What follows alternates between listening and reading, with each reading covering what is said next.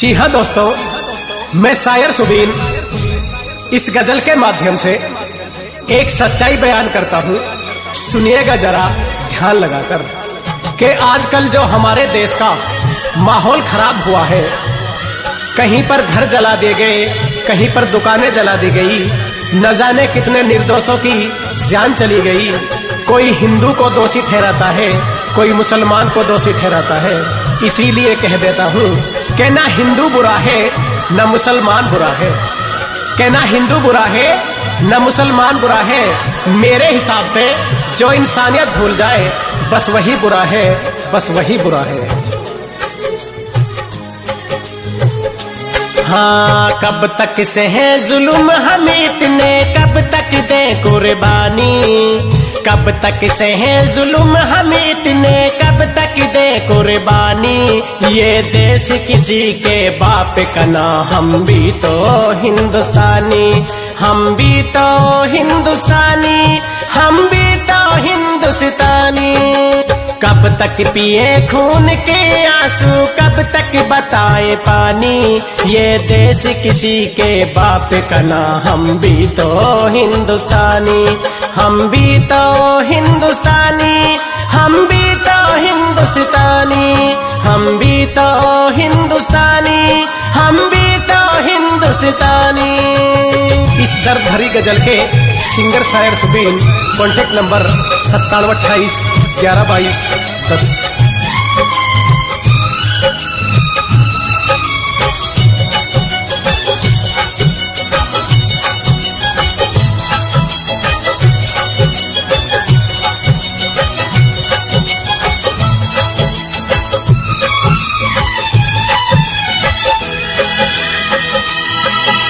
हिंदू मुस्लिम भाई भाई, सोचो किसने लड़ाए। कौन छुपा इस भीड़ के पीछे, किसने दंगे कराए।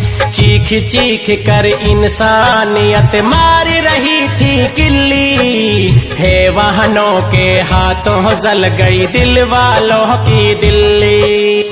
इसी आंख से देखी मैंने सारी कारस्तानी, इसी आंख से देखी मैंने सारी कारस्तानी। ये देश किसी के बाप का ना, हम भी तो हिंदुस्तानी, हम भी तो हिंदुस्तानी, हम भी तो हिंदुस्तानी, हम भी तो हिंदुस्तानी, हम भी तो हिंदुस्तानी।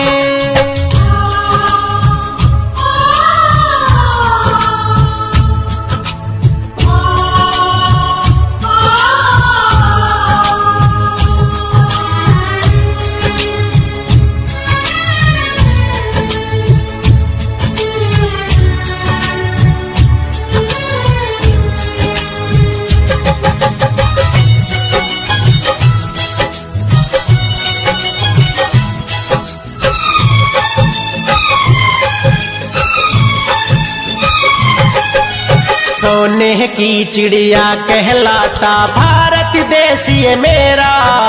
हिंदू मुस्लिम सिख ईसाई सबका इसमें बसेरा। परिवार के जैसे रहते मिलजुल कर हम सारे, किसकी नजर लगी अब जाने भाई भाई को मारे। सच्चाई बतला तस्बीन, ना समझो ये कहानी। सच्चाई दिखला तस्बीन, ना समझो ये कहानी। ये देश किसी के बाप का ना, हम भी तो हिंदुस्तानी, हम भी तो हिंदुस्तानी, हम भी तो हिंदुस्तानी, हम भी तो हिंदुस्तानी, हम भी तो हिंदुस्तानी।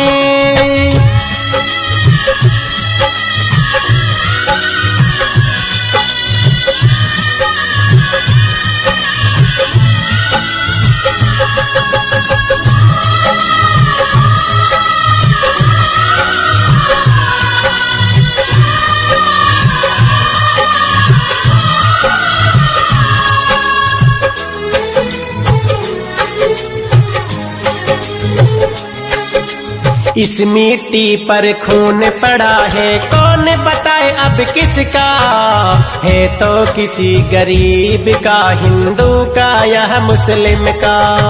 राजनेता या अभिनेता क्या किसी ने लड़ते देखे, टीवी ट्विटर के जरिए ये घर से भाषण देते। अब न सहेंगे तानाशाही हमने दिल में ठानी, अब न सहेंगे तानाशाही हमने दिल में ठानी। ये देश किसी के बाप का ना, हम भी तो हिंदुस्तानी, हम भी तो हिंदुस्तानी, हम भी तो हिंदुस्तानी, हम भी तो हिंदुस्तानी, हम भी तो हिंदुस्तानी।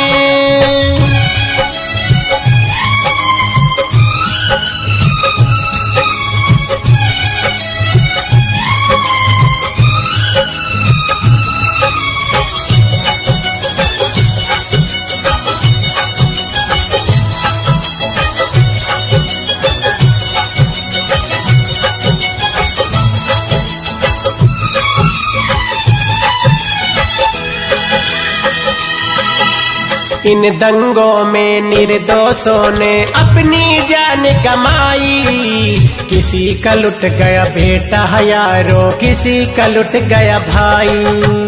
एक की आँख से 6-6 आंसू लगे हैं यारो बहने, छाती पीट पीट के रोती देखी माँ और बहने। कौन सिखाता इन कुत्तों को ईंट से ईंट बजानी, कौन सिखाता इन कुत्तों को ईंट से ईंट बजानी।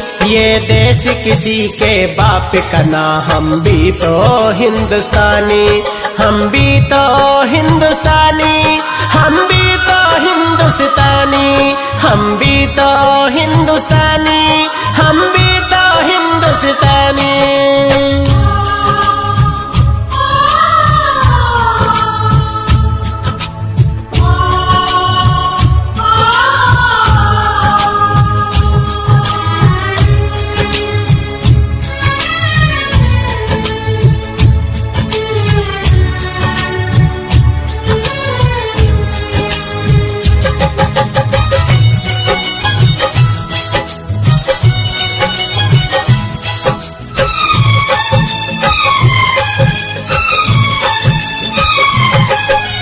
कहे सुबीन अपने बीच में इसने दरार कराई, मेरे देश की सरकार काला कानून जो लाई। इसके विरोध में निकल पड़े सड़कों पे बहन और भाई, इसी बात का फायदा ये उठा गए दंगाई। भाईचारा अमन शांति फिर से हमने लानी, भाईचारा अमन शांति फिर से हमने लानी। ये देश किसी के बाप का ना, हम भी तो हिंदुस्तानी, हम भी तो हिंदुस्तानी, हम भी तो हिंदुस्तानी, हम भी तो हिंदुस्तानी, हम भी तो हिंदुस्तानी।